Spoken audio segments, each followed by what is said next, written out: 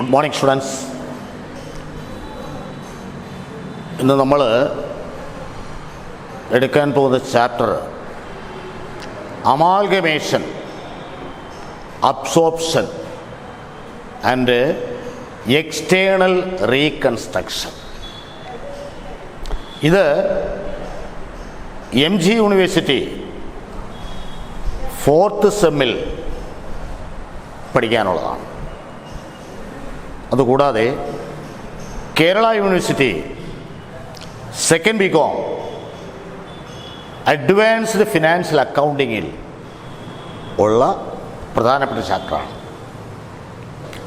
Amalgamation, absorption and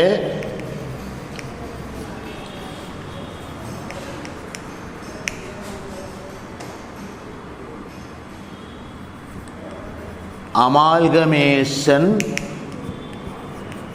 absorption and external reconstruction.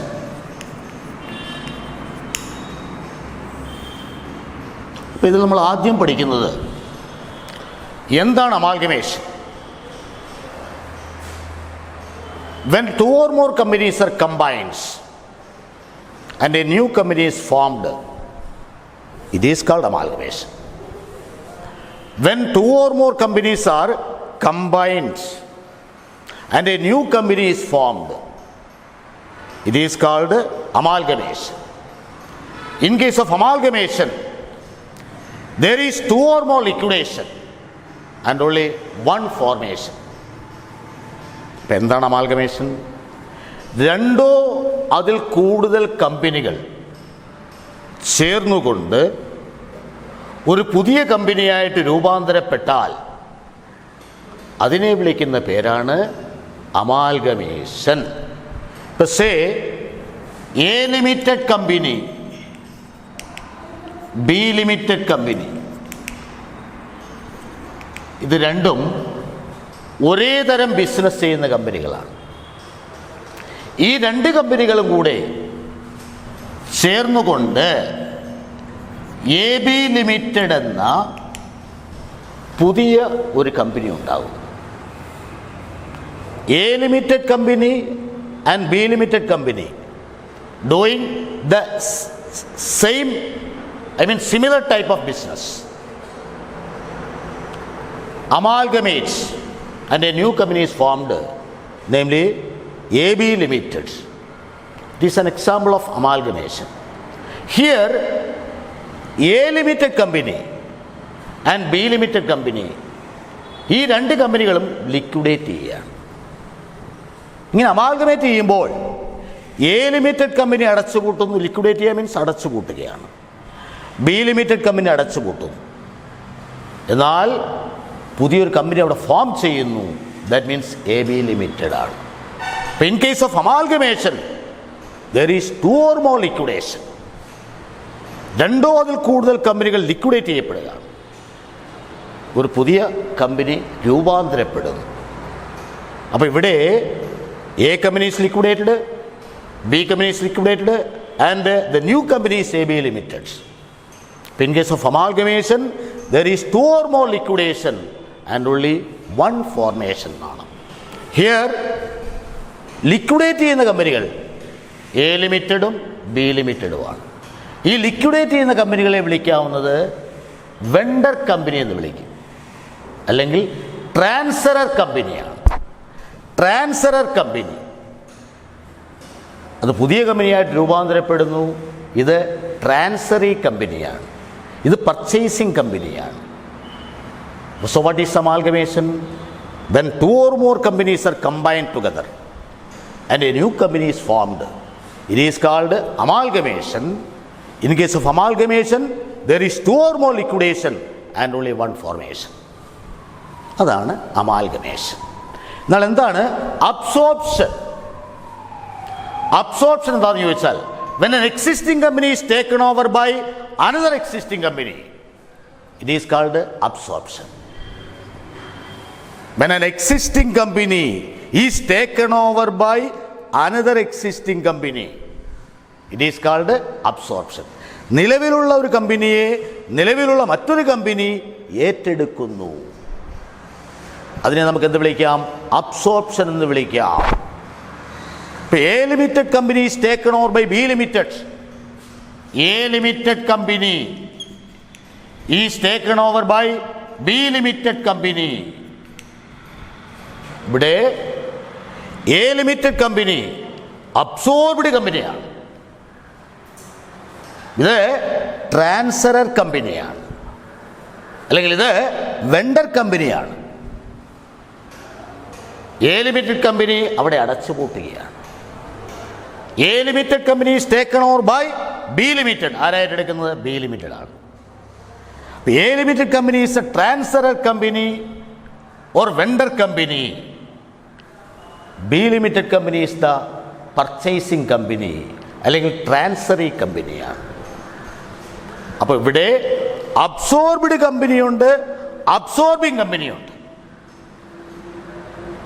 A limited company is the absorbed company, B limited company is the absorbing company. Here the absorbed company is liquidated and the absorbing company continue its business. The absorbed company is liquidated. That means here A limited company is liquidated, but B limited company continue its business. B limited company അതിൻ്റെ business തുടർന്നു കൊണ്ടിരിക്കുന്നു. അതാണ് absorption. അപ്പോൾ amalgamation വരുമ്പോൾ പുതിയൊരു company അവിടെ രൂപാന്തരപ്പെടുന്നുണ്ട്.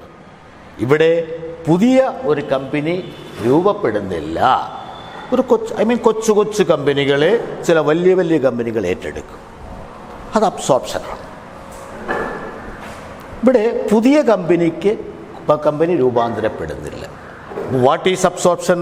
When an existing company is taken over by another existing company, it is called absorption. In case of absorption, the absorbed company is liquidated and the absorbing company continue its business. അതാണ് absorption. Next one external reconstruction എന്നാണ്. An existing company goes into liquidation and a new company is formed. It is called external reconstruction എന്നാണ്. നിലവിലുള്ള company അടച്ചുപൂട്ടുകയും തൽസ്ഥാനത്ത് പുതിയൊരു company വരികയും ചെയ്താൽ അതിനെ വിളിക്കുന്ന പേരാണ് എക്സ്റ്റേണൽ റീകൺസ്ട്രക്ഷൻ. എന്നാൽ അബ്സോർപ്ഷൻ്റെ സ്ഥാനത്ത് പുതിയ കമ്പനി വരുന്നില്ല. നിലവിലുള്ള കമ്പനി നിലവിലുള്ള മറ്റൊരു കമ്പനി ഏറ്റെടുക്കുകയാണ്. ഇവിടെ അങ്ങനല്ല, നിലവിലുള്ള കമ്പനി അടച്ചുപൂട്ടുന്നു, ആ സ്ഥാനത്ത് പുതിയ ഒരു കമ്പനി നിലവിൽ വരുന്നു. അതിനെ നമുക്ക് എന്ത് വിളിക്കാം? എക്സ്റ്റേണൽ റീകൺസ്ട്രക്ഷൻ എന്ന് വിളിക്കാം. ദാറ്റ് മീൻസ് അമാൽഗമേഷൻ്റെ കേസിലും എക്സ്റ്റേണൽ റീകൺസ്ട്രക്ഷൻ്റെ കേസിലും പുതിയൊരു കമ്പനി അവിടെ നിലവിൽ വരുന്നുണ്ട്. എന്നാൽ അബ്സോർപ്ഷൻ്റെ കേസിൽ പുതിയൊരു കമ്പനി അവിടെ നിലവിൽ വരുന്നില്ല. അപ്പോൾ നമുക്ക് ആദ്യം പഠിക്കേണ്ടത് what is amalgamation, what is absorption, what is external reconstruction. ഇത്രയും പഠിച്ചു കഴിഞ്ഞാൽ അടുത്തതിനകത്ത് പഠിക്കേണ്ടത് പർച്ചേസ് കൺസിഡറേഷനാണ്. എന്താണ് ഈ പർച്ചേസ് കൺസിഡറേഷൻ? എന്താണെന്ന് ചോദിച്ചാൽ, the sum payable by the transferee company to the transferor company is called purchase consideration. The sum payable by the transferee company, or I mean purchasing company. Purchasing company അതായത് vendor കമ്പനിയുടെ share ഹോൾഡേഴ്സിന് കൊടുക്കേണ്ട തുകയെ വിളിക്കുന്ന പേരാണ് purchase consideration.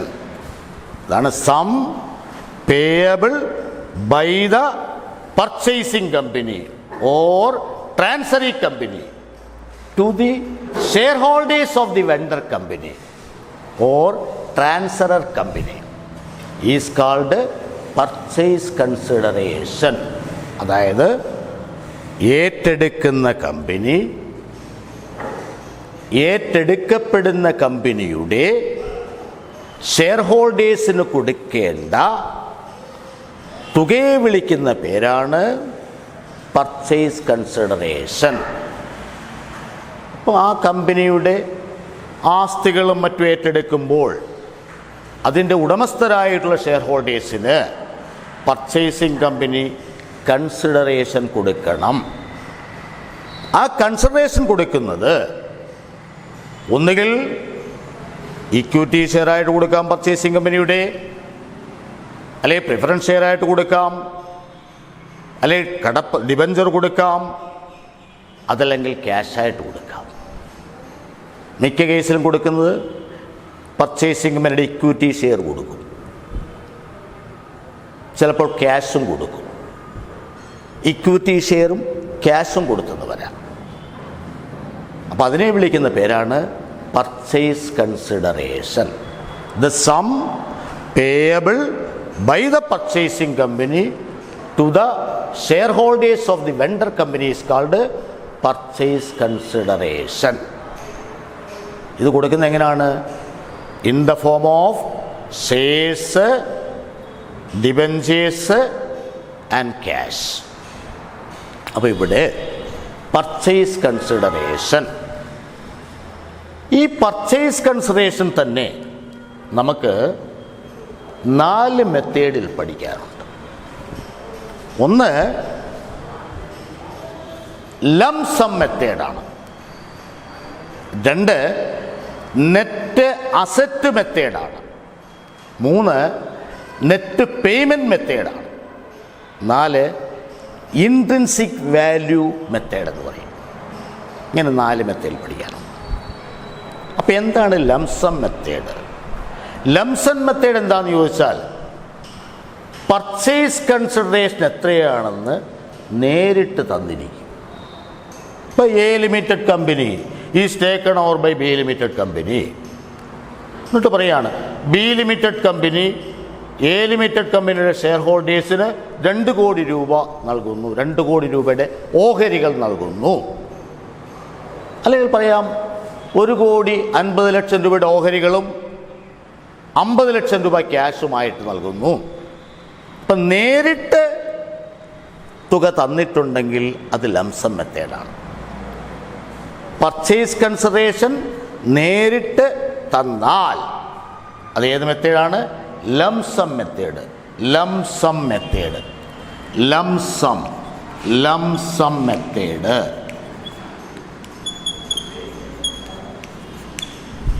ഇനി രണ്ടാമത്തെ method net asset method എന്നാണ്. നെറ്റ് അസറ്റ് മെത്തേഡ് എന്നാണ്. എന്താണ് ഈ നെറ്റ് അസറ്റ് മെത്തേഡ് എന്ന് ചോദിച്ചാൽ പർച്ചേസ് കൺസിഡറേഷൻ നേരിട്ട് തരത്തില്ല.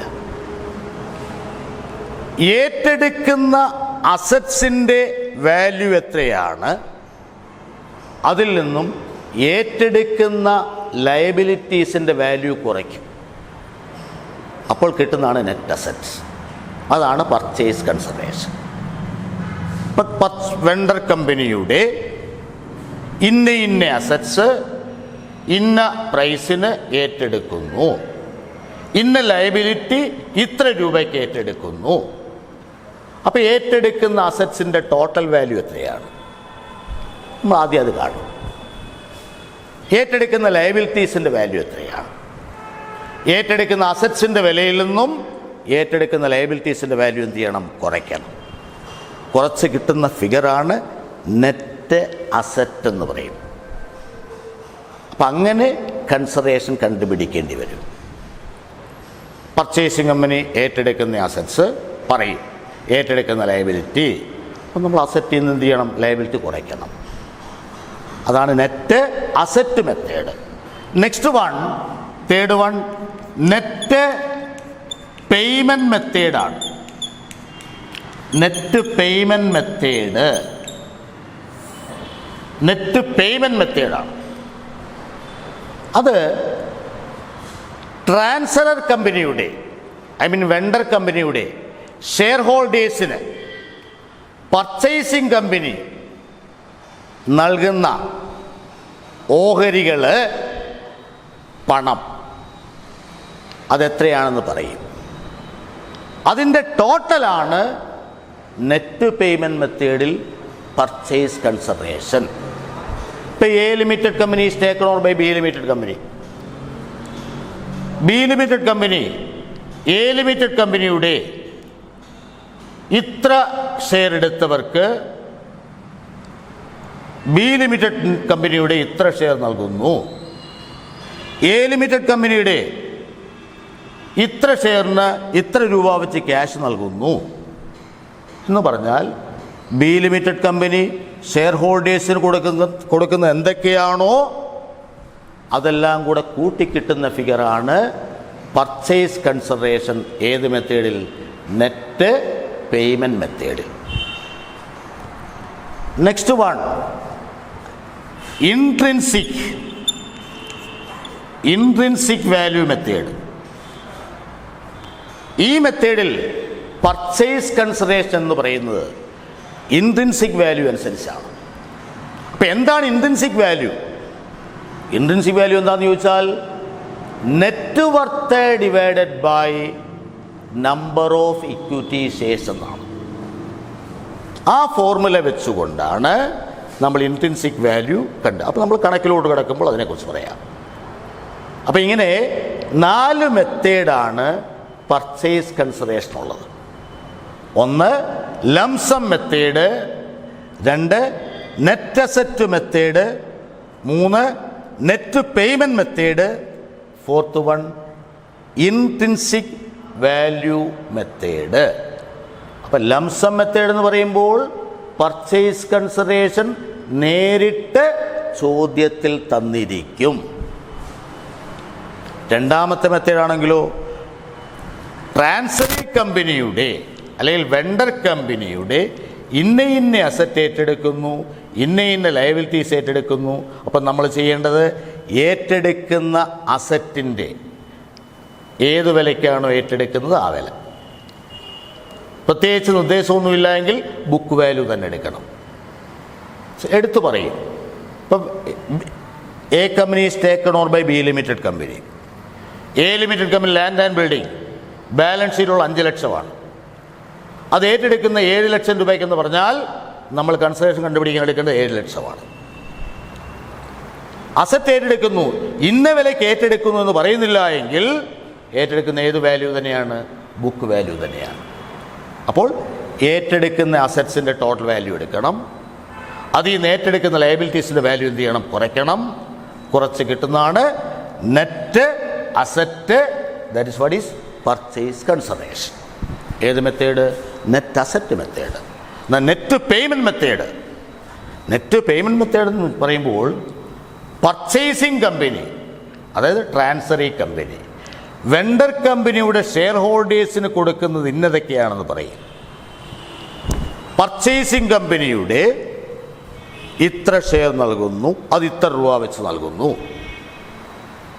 വെണ്ടർ കമ്പനിയുടെ ഇത്ര ഷെയറിന് ഇത്ര രൂപ വെച്ച് ക്യാഷ് കൊടുക്കുന്നു എന്ന് പറഞ്ഞാൽ ആ കൊടുക്കുന്ന എന്തെല്ലാമാണോ അതെല്ലാം കൂടെ കൂട്ടിക്കിട്ടുന്നതാണ് പർച്ചേസ് കൺസിഡറേഷൻ.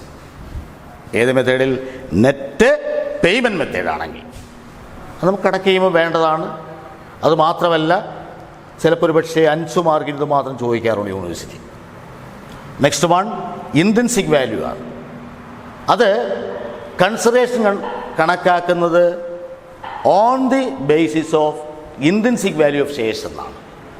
അപ്പം നമ്മളവിടെ കണ്ടുപിടിക്കും, ഇൻട്രിൻസിക് വാല്യൂ കണ്ടുപിടിക്കണം. ആ വാല്യൂ എന്താണെന്ന് ചോദിച്ചാൽ net worth divide by number of equity shares എന്നാണ്. അങ്ങനെ നമ്മൾ ആ വാല്യൂ കണ്ടതിന് ശേഷം കൺസിഡറേഷൻ എടുക്കണം. അതാണ് ഇൻട്രിൻസിക് വാല്യൂ മെത്തേഡ്. അപ്പോൾ ഇങ്ങനെ 4 മെത്തേഡാണുള്ളത്. നെക്സ്റ്റ് നമുക്കിവിടെ പഠിക്കേണ്ടത് ടൈപ്സ് ഓഫ് അമാൽഗമേഷനാണ്. Types of amalgamation. അമാൽഗമേഷൻ എന്ന് പറയുമ്പോൾ അവിടെ ഒന്നുകിൽ in the form of merger, അതല്ലെങ്കിൽ പർച്ചേസ്. ഇപ്പോൾ മെർജർ എന്ന് പറയുമ്പോൾ, amalgamation in the form of merger എന്ന് പറയുമ്പോൾ ചില കണ്ടീഷൻസ്, വ്യവസ്ഥകൾ പാലിച്ചിരിക്കണം. ആ വ്യവസ്ഥകൾ പാലിച്ചുകൊണ്ടുള്ള അമാൽഗമേഷൻ ആണെങ്കിൽ amalgamation in case of merger എന്ന് വിളിക്കാം. ആ വ്യവസ്ഥകൾ ഏതൊക്കെയാണെന്ന് ചോദിച്ചാൽ, ഒന്ന്, all assets and liability of vendor company should become the assets and liabilities of the transferee company എന്നാണ്. All the assets and liabilities of vendor company, or transferor company. Transferor കമ്പനിയുടെ assets and liabilities പിന്നീട് ഏത് കമ്പനിയുടെ assets and liabilities ആയിട്ട് മാറണം? Purchasing കമ്പനിയുടെ assets and liabilities ആയിട്ട് മാറിയിരിക്കണം. അതാണ് ഒന്നാമത്തേത് പോയിന്റ്. ഇതാണ്, all assets and liabilities of vendor company should become the assets and liabilities of the transferee company. ഒന്നാമത്തെ വ്യവസ്ഥ ഏതാണ്? Second one, not less than 90% of shareholders become the shareholders of transferee company എന്നാണ്. Vendor കമ്പനിയുടെ 90% കുറയാതെയുള്ള share holders അത് പിന്നീട് purchasing കമ്പനിയുടെ share ഹോൾഡേഴ്സായിട്ട് മാറണം. വെണ്ടർ കമ്പനിയുടെ 90% കുറയാതെയുള്ള ഷെയർ ഹോൾഡേഴ്സ് പർച്ചേസിംഗ് കമ്പനിയുടെ ഷെയർ ഹോൾഡേഴ്സായിട്ട് മാറിയിരിക്കണം. Next one, purchase consideration. Consideration എന്താണെന്ന് പറഞ്ഞു? Should be in the form of equity shares എന്നാണ്. വെണ്ടർ കമ്പനിയുടെ ഷെയർ ഹോൾഡേഴ്സിന് പർച്ചേസിംഗ് കമ്പനി കൊടുക്കേണ്ട തുകയാണ് കൺസിഡറേഷൻ. ആ കൺസിഡറേഷൻ കൊടുക്കുന്നത് ഏത് തരത്തിലായിരിക്കണം? പർച്ചേസിംഗ് കമ്പനിയുടെ ഇക്വിറ്റി ഷെയർസ് ആയിരിക്കണം. Next one, purchasing. Fourth one ഇതാണ്, purchasing company carried out the same business of vendor company എന്നാണ്. അതായത് ട്രാൻസ്ഫറി കമ്പനി വെണ്ടർ കമ്പനി ചെയ്തുകൊണ്ടിരുന്ന അതേ ബിസിനസ് തന്നെ ആയിരിക്കണം ചെയ്യേണ്ടത്. അതായത് എ ലിമിറ്റഡ് കമ്പനിയെ ബി ലിമിറ്റഡ് കമ്പനി ഏറ്റെടുക്കുമ്പോൾ ഇവിടെ നമുക്കറിയാം A limited company is the transferor company, or vendor company. B limited company is the transferee company or purchasing company. A limited company ഏത് ബിസിനസ്സാണോ ചെയ്തുകൊണ്ടിരുന്നത് അതേ ബിസിനസ് തന്നെ ആയിരിക്കണം ആര് ചെയ്യേണ്ടത്? ബി ലിമിറ്റഡ് കമ്പനി ചെയ്യേണ്ടത്. അതവിടെ പർച്ചേസ്, അതായത് purchasing company carried out the same business of vendor company. Next one, fifth one, transferee company. Transferee company means purchasing company. Not permitted to make any adjustment in the book value of transferor company. Transferor കമ്പനിയുടെ asset അല്ലെങ്കിൽ liability അതിൻ്റെ book വാല്യൂവിൽ യാതൊരു മാറ്റവും വരുത്തുവാനുള്ള right ആർക്കില്ല? Vendor കമ്പനിയുടെ book value എത്രയാണോ അതേ വാല്യൂ വെച്ചുകൊണ്ടായിരിക്കണം പർച്ചേസിംഗ് കമ്പനി അത് ഏറ്റെടുക്കേണ്ടത്. അതാണ് ട്രാൻസ്ഫറി കമ്പനി നോട്ട് പെർമിറ്റഡ്, അനുവദിക്കുന്നില്ല, to make any adjustment in the book value of transferor company. അപ്പോൾ ഈ വ്യവസ്ഥകൾ പാലിച്ചുകൊണ്ട് ഉള്ള അമാൽഗമേഷനെ വിളിക്കുന്ന പേരാണ് അമാൽഗമേഷൻ കേസ് ഓഫ് മെർജർ എന്ന് വിളിക്കുന്നത്. Amalgamation case of merger. എന്നാൽ അമാൽഗമേഷൻ കേസ് ഓഫ് പർച്ചേസ് അത് fails to satisfy any one of the condition which is specified for merger എന്നാണ്. മെർജറിൽ പറഞ്ഞിരിക്കുന്ന ഏതെങ്കിലും ഒരു വ്യവസ്ഥ പാലിക്കാതെ കണ്ടാണ് amalgamation നടക്കുന്നതെങ്കിൽ that is what is called amalgamation in case of purchase. അപ്പം amalgamation in case of merger, amalgamation in case of purchase ആണ്. അപ്പോൾ ഈ പറഞ്ഞിരിക്കുന്ന വ്യവസ്ഥകൾ പാലിച്ചുകൊണ്ടാണ് അമാൽഗമേഷൻ നടക്കുന്നതെങ്കിൽ അമാൽഗമേഷൻ കേസ് ഓഫ് മെർജർ എന്ന് വിളിക്കുക. ആ വ്യവസ്ഥകൾ ഏതൊക്കെയാണെന്ന് ചോദിച്ചാൽ, വെണ്ടർ കമ്പനിയുടെ അസറ്റ്സ് ആൻഡ് ലയബിലിറ്റീസ് പിന്നീട് പർച്ചേസിംഗ് കമ്പനിയുടെ അസറ്റ്സ് ആൻഡ് ലയബിലിറ്റീസ് ആയിട്ട് മാറിയിരിക്കണം. വെണ്ടർ കമ്പനിയുടെ 90% കുറയാതെയുള്ള ഷെയർ ഹോൾഡേഴ്സ് പർച്ചേസിംഗ് കമ്പനിയുടെ ഷെയർ ഹോൾഡേഴ്സ് ആയിട്ട് മാറിയിരിക്കണം. പർച്ചേസിംഗ് കമ്പനി വെണ്ടർ കമ്പനിയുടെ ഷെയർ ഹോൾഡേഴ്സിന് കൊടുക്കുന്ന കൺസിഡറേഷൻ പർച്ചേസിംഗ് കമ്പനിയുടെ ഇക്വിറ്റി ഷെയർസ് ആയിരിക്കണം. പർച്ചേസിംഗ് കമ്പനിയുടെ ബിസിനസ് എന്ന് പറയുന്നത് വെണ്ടർ കമ്പനി ചെയ്തുകൊണ്ടിരിക്കുന്ന അതേ ബിസിനസ് തന്നെ ആയിരിക്കണം. നെക്സ്റ്റ്, പർച്ചേസിംഗ് കമ്പനിക്ക്, അതായത് ട്രാൻസ്ഫറി കമ്പനിക്ക് അനുവദിക്കുന്നില്ല വെണ്ടർ കമ്പനിയുടെ ബുക്ക് വാല്യൂവിൽ എന്തെങ്കിലും അഡ്ജസ്റ്റ്മെൻറ്റ് നടത്തുവാനുള്ള അനുമതി നൽകുന്നില്ല. അപ്പോൾ ഇത്രയും വ്യവസ്ഥകൾ പാലിച്ചുകൊണ്ടുള്ള അമാൽഗമേഷനെ വിളിക്കുന്ന പേരാണ് amalgamation in case of merger. ഈ വ്യവസ്ഥകളിൽ ഏതെങ്കിലും ഒന്ന് പാലിക്കാതെ കണ്ട് ഉള്ള അമാൽഗമേഷനെ വിളിക്കുന്ന പേരാണ് amalgamation in case of purchase. അതാണ് fails to satisfy any one of the conditions which is specified for merger is called amalgamation in case of purchase. അപ്പോൾ നമ്മൾ എന്താണ് അമാൽഗമേഷൻ, എന്താണ് അബ്സോർപ്ഷന്, എന്താണ് എക്സ്റ്റേണൽ റീകൺസിഷന്, എന്താണ് purchase consideration, then methods for calculating purchase consideration. അതിനിവിടെ lump sum method, net asset method, net payment method, intrinsic value method, ആ 4 മെത്തേഡാണ്. പിന്നെ types of amalgamation, amalgamation in case of merger and amalgamation in case of purchase. ഇത് നമുക്ക് പഠിക്കേണ്ടത്. ഇപ്പോൾ നമ്മൾ അക്കൗണ്ടിങ്ങിലോട്ട് പോകുമ്പോൾ നമ്മൾ ആദ്യം പഠിക്കാൻ പോകുന്നത് ട്രാൻസ്ഫറർ കമ്പനിയുടെ ബുക്കിലെ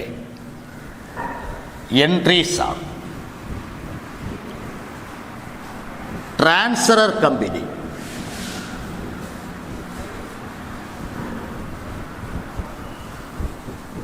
അതായത് വെണ്ടർ കമ്പനിയുടെ ബുക്കിലെ ജേണൽ എൻട്രീസ് ആണ്. ഇപ്പം നമ്മൾ പഠിച്ചു എ ലിമിറ്റഡ് കമ്പനിയും ബി ലിമിറ്റഡ് കമ്പനിയും കൂടി ചേർന്നുകൊണ്ട് പുതിയ company A B limited company. ഇവിടെ A limited company is liquidated, B limited company is liquidated. അപ്പം നമ്മൾ ആദ്യം പഠിക്കുന്നത് വെണ്ടർ കമ്പനി, അത് ട്രാൻസ്ഫറർ കമ്പനി. ട്രാൻസ്ഫറർ കമ്പനിയുടെ ബുക്കിലെ journal entries, I mean closing journal entries in the books of vendor company. Closing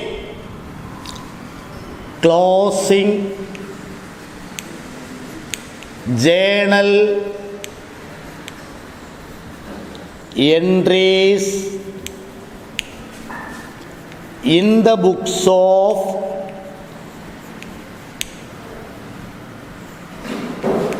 vendor company.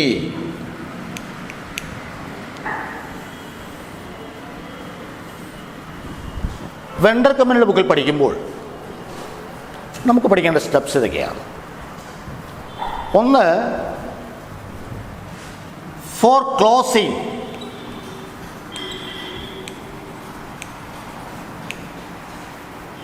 all assets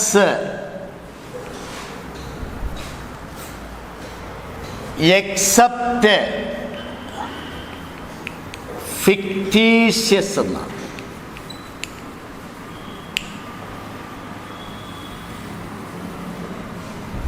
എല്ലാ അസറ്റ്സും close ചെയ്യണം. അസറ്റ് ക്ലോസ് ചെയ്യുമ്പോൾ നമ്മളിവിടെ ഓപ്പൺ ചെയ്യുന്ന അക്കൗണ്ട് റിയലൈസേഷൻ അക്കൗണ്ടാണ്. അപ്പം നമ്മൾ റിയലൈസേഷൻ അക്കൗണ്ടിനെ ഡെബിറ്റ് ചെയ്യും. Realisation debtor to sundry assets എന്നാണ്. നമ്മൾ ആദ്യം ബാലൻസ് ഷീറ്റിലോട്ട് നോക്കും. വെണ്ടർ കമ്പനിയുടെ ബാലൻസ് ഷീറ്റ്. ബാലൻസ് ഷീറ്റിൻ്റെ അസറ്റ് സൈഡിൽ എല്ലാ അസറ്റ്സും ക്ലോസ് ചെയ്യണം. ഫിക്സഡ് അസറ്റ്സ് ക്ലോസ് ചെയ്യണം, കറണ്ട് അസറ്റ്സ് ക്ലോസ് ചെയ്യണം. അപ്പോൾ ഏതൊക്കെ വരാം അവിടെ? Land building, plan machinery, furniture fixtures, good വില്ല്, investment, sundry debtors, bills receivable, closing stock, cash in hand, cash at bank, ഇതെല്ലാം ക്ലോസ് ചെയ്യും. അസറ്റ്സ് എല്ലാം ഓൾറെഡി ഡെബിറ്റ് ബാലൻസ് ആണ്. അസറ്റ് ക്ലോസ് ചെയ്യുമ്പോൾ അസറ്റ്സിനെ ക്രെഡിറ്റ് ചെയ്യും. നമ്മൾ എഴുതുമ്പോൾ ഓരോ അസറ്റ് കണക്ക് ചെയ്യുമ്പോൾ ഓരോ അസറ്റ് ക്രെഡിറ്റ് ചെയ്യണം. Realisation debtor to goodwill, to land building, to plan machinery, to furniture fixtures, to investments, to closing stock, to sundry debtors, to cash in hand, to cash at bank, അങ്ങനെ close ചെയ്യും. അപ്പം ആദ്യത്തെ step ഇതാണ്. For closing all assets except fictitious എന്നാണ്. Fictitious ഒഴികെയാണ്. എന്താണ് fictitious? നമ്മൾ പല ചാപ്റ്ററിലും പഠിച്ചിട്ടുള്ളതാണ്. Preliminary expense, discount on shares and debentures, debit balance in profit and loss account, under writing commission, ഇതൊക്കെ ബാലൻസ് ഷീറ്റിൻ്റെ അസറ്റ്സിൽ വരാം. ഇതിനൊക്കെ മോണിറ്ററി വാല്യൂ ഇല്ല. അത്തരം അസറ്റ്സിനെ വിളിക്കുന്ന പേര് ഫിക്റ്റീഷ്യസ് അസറ്റ്സ് എന്നാണ്. ഈ ഫിക്റ്റീഷ്യസ് ഉണ്ടെങ്കിൽ അത് ക്ലോസ് ചെയ്യാൻ പാടില്ല. ഇപ്പം പുതിയ ബാലൻസ് ഷീറ്റാണ് തരുന്നെങ്കിൽ ഫിക്റ്റീഷ്യസ് അസറ്റ്സ് തന്നിരിക്കുന്നത് ചിലപ്പോൾ ഒരു പക്ഷേ റിസർച്ച് ആൻഡ് സർപ്ലസിൽ നിന്ന് നോട്ട്സ് ടു അക്കൗണ്ടിൽ കുറച്ചായിരിക്കും. പഴയ ബാലൻസ് ഷീറ്റ് ആണെങ്കിൽ നേരിട്ട് റൈറ്റ് സൈഡിൽ ഏറ്റവും താഴെ തരും ഫിക്റ്റീഷ്യസ്. അപ്പം അസറ്റ്സ് ക്ലോസ് ചെയ്യുക, അതാണ്. Number 2, four closing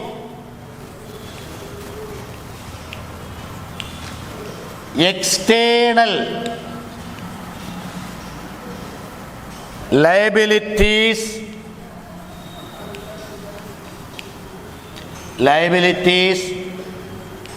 taken over by the purchasing company.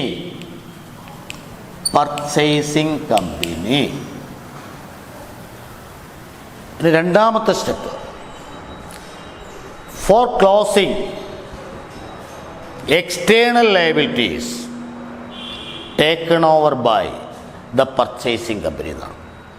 Purchasing company ഏറ്റെടുക്കുന്ന ലയബിലിറ്റീസ് ക്ലോസ് ചെയ്യണം. ഇപ്പം ഡിബഞ്ചർ ഉണ്ടെങ്കിൽ ഡിബഞ്ചർ ഉൾപ്പെടെ ക്ലോസ് ചെയ്യണം. അപ്പോൾ ഏതൊക്കെ ലയബിലിറ്റി ആകാം?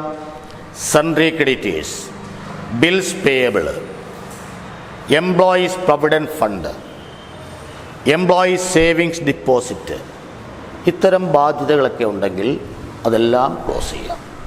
ഇപ്പോൾ ക്ലോസിമെൻ്റ് ഇതാണ്. സൺട്രി ലയബിലിറ്റീസ് ഡെറ്റർ, ലയബിലിറ്റീസ് എല്ലാം ഡെബിറ്റ് ചെയ്യും. ഡിബഞ്ചർ ഉണ്ടെങ്കിൽ ഡിബഞ്ചേഴ്സ് ഡെറ്റർ, ഡെബിറ്റ് ചെയ്തു. ടു റിയലൈസേഷൻ അക്കൗണ്ട് എന്നാണ്. ഇതാണ് രണ്ടാമത്തെ സ്റ്റെപ്പ്. ഇപ്പം 2 സ്റ്റെപ്സായി. ഒന്ന്, അസറ്റ് ക്ലോസ് ചെയ്തു, ഫിക്റ്റീഷ്യസ് ഒഴികെ.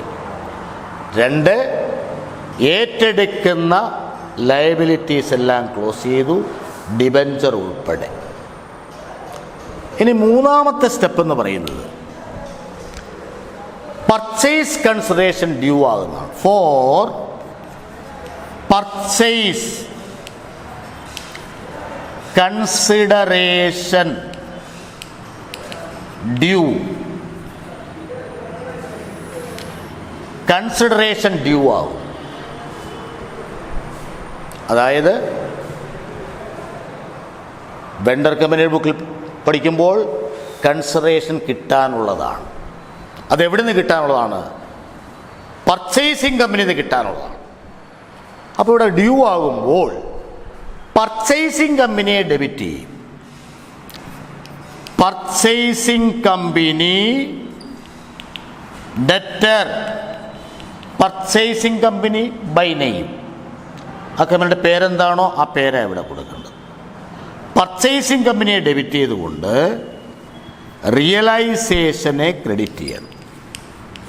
To realisation account. Consideration due ആയി. കൺസിഡറേഷൻ നേരിട്ട് ചോദ്യത്തിൽ തന്നാൽ അത് ലംസം മെത്തേഡാണ്. ചിലപ്പോൾ കൺസിഡറേഷൻ തരില്ല. തരാതെ വന്നാൽ ഒന്നുകിൽ നെറ്റ് അസറ്റ് മെത്തേഡ്, അത് വെച്ചുകൊണ്ട് നമ്മൾ കൺസിഡറേഷൻ കണ്ടുപിടിക്കണം. അത് നേരത്തെ പറഞ്ഞ പോലെ ഏറ്റെടുക്കുന്ന അസറ്റ്സ് ഏതെല്ലാമാണ്, അത് ഏറ്റെടുക്കുന്ന പുതിയ വില പറഞ്ഞിട്ടുണ്ടെങ്കിൽ നമ്മൾ കൺസിഡറേഷൻ കണ്ടുപിടിക്കാൻ എടുക്കേണ്ടത് പുതിയ വിലയാണ്. അതിനെക്കുറിച്ച് നിർദ്ദേശം ഒന്നുമില്ല എങ്കിൽ ബുക്കിൽ കിടക്കുന്ന അതേ വാല്യൂ എടുക്കണം. അപ്പോൾ ഏറ്റെടുക്കുന്ന അസറ്റ്സ് എല്ലാം കൂടെ കൂട്ടുക, ഏറ്റെടുക്കുന്ന ലയബിലിറ്റി ഏതെല്ലാമാണ് ആ ലയബിലിറ്റിയുടെ വാല്യൂ കുറയ്ക്കുക. അപ്പോൾ കിട്ടുന്നത് പർച്ചേസ് കൺസിഡറേഷനാണ്. അതല്ല നെറ്റ് പേയ്മെൻറ്റ് മെത്തേഡിലാണ് തന്നിരിക്കുന്നതെങ്കിൽ ചോദ്യത്തിൽ തന്നെ തരും. എങ്ങനെ തരും? വെണ്ടർ കമ്പനിയുടെ ഷെയർ ഹോൾഡേഴ്സിന് പർച്ചേസിങ് കമ്പനിയുടെ ഇത്ര ഷെയർ നൽകുന്നു. അപ്പോൾ ചിലപ്പോൾ ഇങ്ങനെ പറയും, 2 shares for every 1 shares held. 2 shares for every 1 shares held. അതിൻ്റെ അർത്ഥം വെണ്ടർ കമ്പനിയുടെ ഓരോ ഷെയറിന് പർച്ചേസിങ് കമ്പനിയുടെ 2 ഷെയർ ഇത്ര രൂപ വെച്ച്, ഓരോ ഷെയറിനും ഇത്ര രൂപ വെച്ച് പണം കൊടുക്കുന്നു. അങ്ങനെ പറഞ്ഞാൽ ആ കൊടുക്കുന്നതെല്ലാം കൂടെ കൂട്ടിക്കിട്ടുന്നതാണ് കൺസിഡറേഷൻ. അപ്പോൾ കൺസിഡറേഷൻ കണ്ടുപിടിക്കണം. ഒരു ചോദ്യം കിട്ടിയാൽ ആദ്യം കൺസിഡറേഷൻ കണ്ടുപിടിക്കണം. കണ്ടുപിടിച്ചിട്ട് വേണം ജേണലിലോട്ട് പോകാനായിട്ട്. അപ്പോൾ ഇവിടെ കൺസിഡറേഷൻ ഡ്യൂ ആകുമ്പോൾ പർച്ചേസിങ് കമ്പനി ഡെബിറ്റ് ചെയ്യുക, റിയലൈസേഷൻ എന്ത് ചെയ്യണം? ക്രെഡിറ്റ് ചെയ്യണം. നെക്സ്റ്റ് ഡ്യൂ ആയി കഴിഞ്ഞാൽ അടുത്തത് 4th one, on receipt of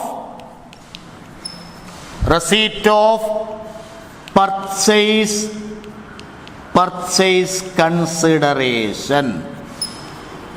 consideration കിട്ടുക, അത് ഡ്യൂ ആകുന്നു. ഇനി അത് കിട്ടുമ്പോൾ കിട്ടുന്നത് പർച്ചേസിങ് കമ്പനിയുടെ ഓഹരികളായിട്ടാകാം, അല്ലെ പണമായിട്ട് കിട്ടാം, അല്ലെ ഓഹരികളും പണവും കൂടെ കിട്ടാം. അപ്പോൾ എന്തൊക്കെയാണോ കിട്ടുന്നത് അതിനെ ആദ്യം ഡെബിറ്റ് ചെയ്യണം.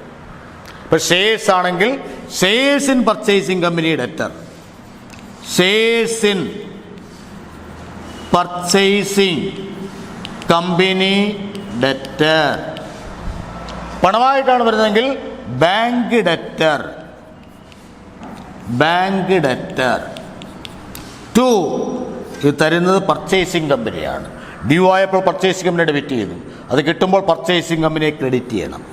2 പർച്ചേസിങ് കമ്പനി. ഇതാണ് 4ാമത്തെ സ്റ്റെപ്പ്. അപ്പോൾ അസറ്റ് ക്ലോസ് ചെയ്തു, ഏറ്റെടുത്ത ലയബിലിറ്റി ക്ലോസ് ചെയ്തു, കൺസിഡറേഷൻ ഡ്യൂ ആയി, കൺസിഡറേഷൻ കിട്ടി. അടുത്തത് for sale of assets. For sale of asset not taken over by the purchasing company. The purchasing company.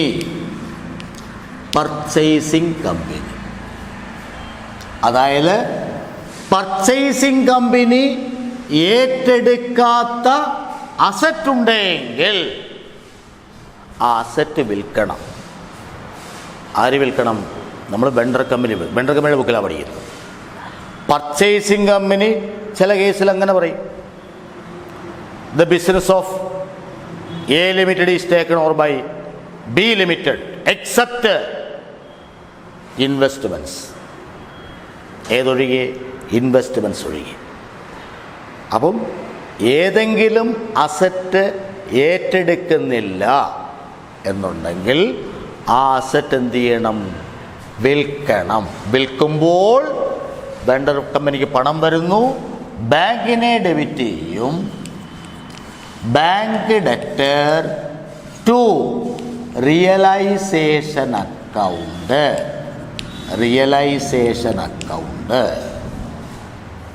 ബാങ്കിനെ ഡെബിറ്റ് ചെയ്തുകൊണ്ട് റിയലൈസേഷനെ ക്രെഡിറ്റ് ചെയ്യണം. കാരണം അസറ്റ് നമ്മൾ ഓൾറെഡി ക്ലോസ് ചെയ്തതാണ്. Next, for payment of liabilities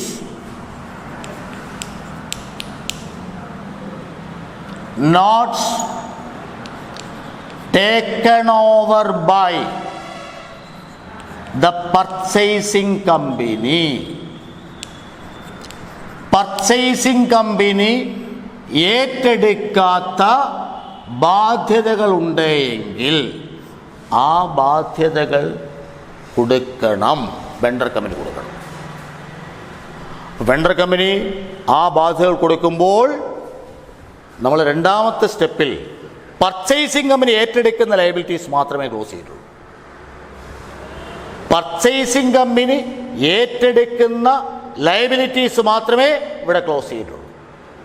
അപ്പോൾ ഏറ്റെടുക്കാത്ത ലയബിലിറ്റി ഉണ്ടെങ്കിൽ ആ ലയബിലിറ്റി ഓൾറെഡി ക്രെഡിറ്റ് ബാലൻസ് കാണിക്കുകയാണ്.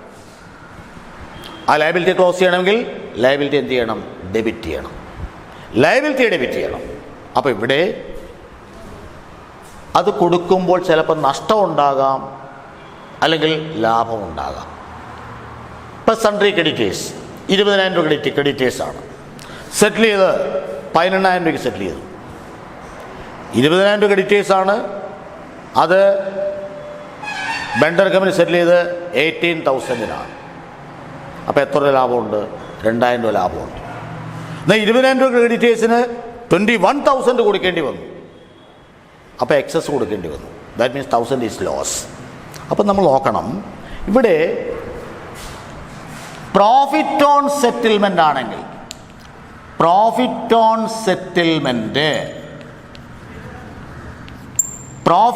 സെറ്റിൽമെൻ്റ് ആണെങ്കിൽ entry liability debtor, liability close ചെയ്തു.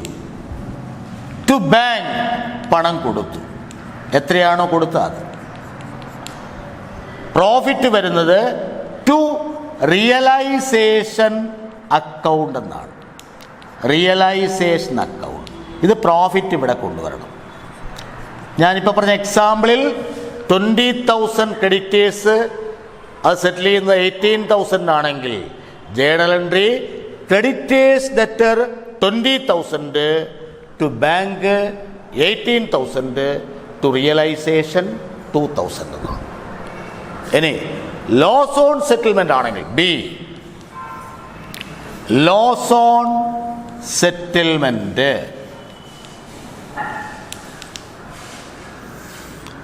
ലോസ് ഓൺ സെറ്റിൽമെൻ്റ് ആണെങ്കിൽ ലയബിലിറ്റി ഡെറ്റർ, നഷ്ടം വരുന്ന റിയലൈസേഷനെ ഡെബിറ്റ് ചെയ്യും. റിയലൈസേഷൻ ഡെറ്റർ, ഇത് ലോസ് ആണ്. ലോസ് ടു ബാങ്ക് എന്നാണ്. ഇപ്പം 20,000 ക്രെഡിറ്റേഴ്സിന് 21,000 കൊടുക്കേണ്ടി വന്നാൽ liability, I mean creditors debtor 20,000, realisation debtor 1000, to bank 21,000.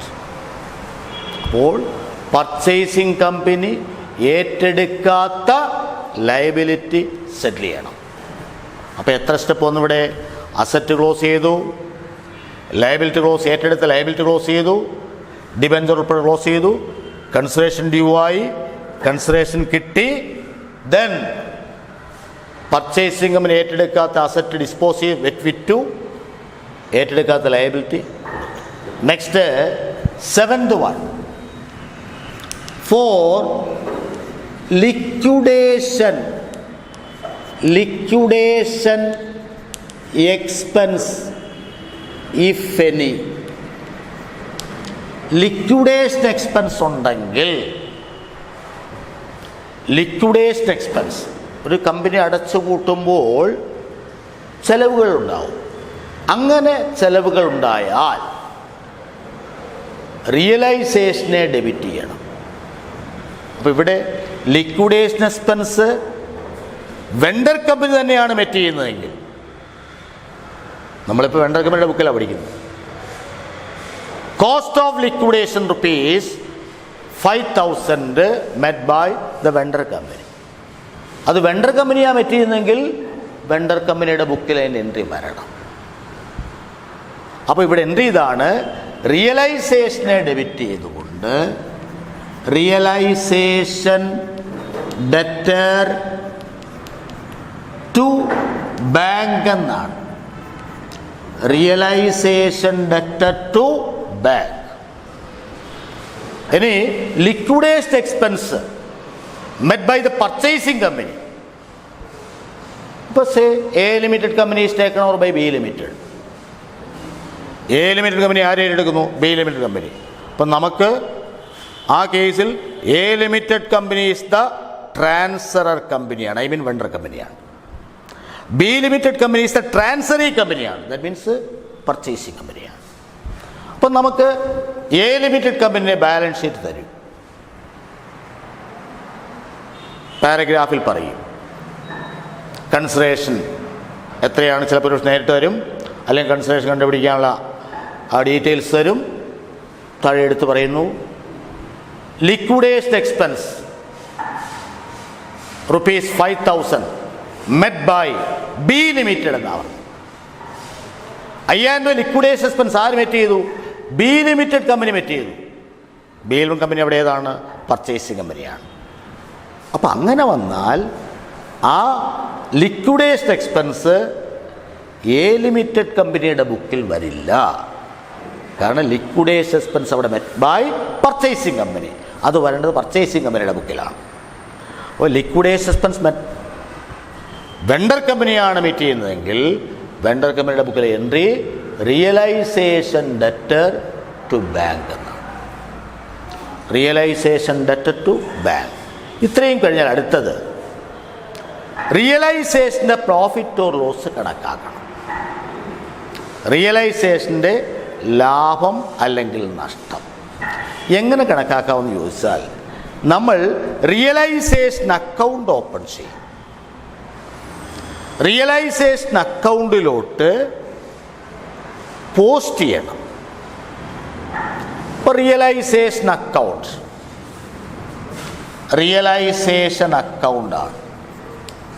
Realisation account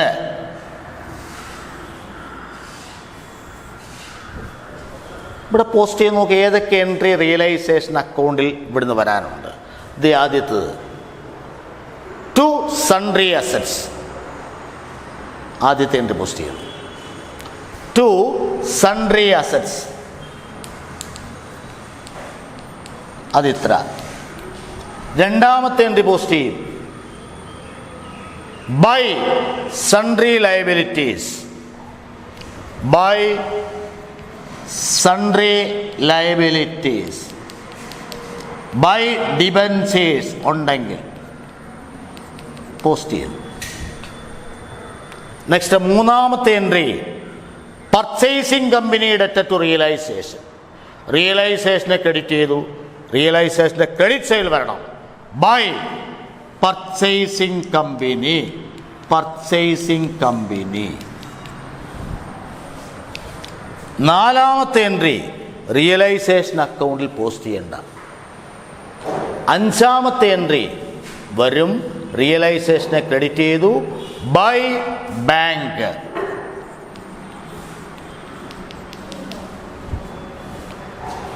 next ആറാമത്തത് പർച്ചേസിംഗ് കമ്പനി ഏറ്റെടുക്കാത്ത ലയബിലിറ്റി വെണ്ടർ കമ്പനി മീറ്റ് ചെയ്യുന്നു.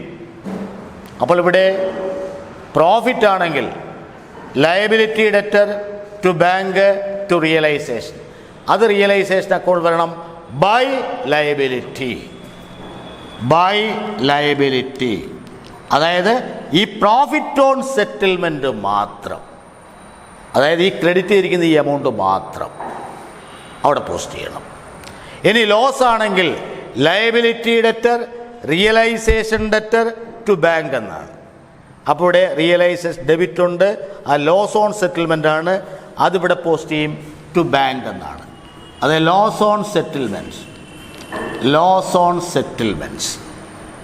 നെക്സ്റ്റ് ലിക്വിഡേഷൻ എക്സ്പെൻസ് ആണ്. അത് എന്ത് ചെയ്താണ് റിയലൈസേഷൻ ടു ബാങ്ക്, അതിവിടെ പോസ്റ്റ് ചെയ്യും ടു ബാങ്ക്. ഇത് ഇത്രയാണ് ഇവിടെ വരുന്നത് റിയലൈസേഷൻ അക്കൗണ്ടിൽ. റിയലൈസേഷൻ അക്കൗണ്ട് ബാലൻസ് ചെയ്യണം. റിയലൈസേഷൻ്റെ ക്രെഡിറ്റ് സൈഡ് കൂടുതലാണ്, ക്രെഡിറ്റ് കൂട്ടി ഡെബിറ്റിൽ എഴുതി. ഇവിടെ ഡിഫറൻസ് വന്നാൽ ഡെബിറ്റ് സൈഡിൽ ഡിഫറൻസ് വരുന്നു, ഇത് പ്രോഫിറ്റാണ്. I mean profit on realisation. ഇനി ഡിഫറൻസ് ക്രെഡിറ്റ് സൈഡിൽ വന്നാൽ ഇത് ലോസ് ഓൺ റിയലൈസേഷനാണ്. അപ്പോൾ profit or loss on realisation അത് കണ്ടുപിടിക്കാൻ റിയലൈസേഷൻ അക്കൗണ്ട് തരാം. Profit or loss on realisation closed and transferred to share ഹോൾഡേഴ്സിലോട്ടാണ്. നമ്മളുടെ ഓണേഴ്സ് ആരാണ്? ഇക്വിറ്റി ഷെയർ ഹോൾഡേഴ്സാണ്. അപ്പോൾ profit or loss on realisation closed and transferred to equity share holders account എന്നാണ്. Equity share holders account. അപ്പോൾ എട്ടാമത്തെ step അതാണ്, four closing realisation account എന്നാണ്. അപ്പം നമ്മൾ റിയലൈസേഷൻ അക്കൗണ്ട് എഴുതി, ഒന്നുകിൽ ലാഭം കിട്ടും അല്ലെങ്കിൽ നഷ്ടമാകും. അപ്പോൾ ഇവിടെ നമ്മൾ എഴുതും ടു ഷെയർ ഹോൾഡേഴ്സ്, അത് ഇക്വിറ്റി ഷെയർ ഹോൾഡേഴ്സ് എന്നാണ്. Equity share holders. ഇത് പ്രോഫിറ്റ് ആണെങ്കിൽ ഇവിടെ, ലോസ് ആണ് ഇവിടെ വരും ബൈ ഇക്വിറ്റി ഷെയർ ഹോൾഡേഴ്സ്. ഇത് ലോസ് ആണ്, ലോസ്. അപ്പോൾ അതിന് എൻട്രി റിയലൈസേഷൻ ക്ലോസ് ചെയ്യുമ്പോൾ എ പ്രോഫിറ്റ് ആണെങ്കിൽ entry realisation debtor to equity share holders. Realisation debtor to equity share holders. ഇനി ലോസ് ആണെങ്കിൽ loss equity share holders debtor to realisation. ഇപ്പോൾ profit or loss on realisation. അപ്പോൾ ഇവിടെ 8 step വരും.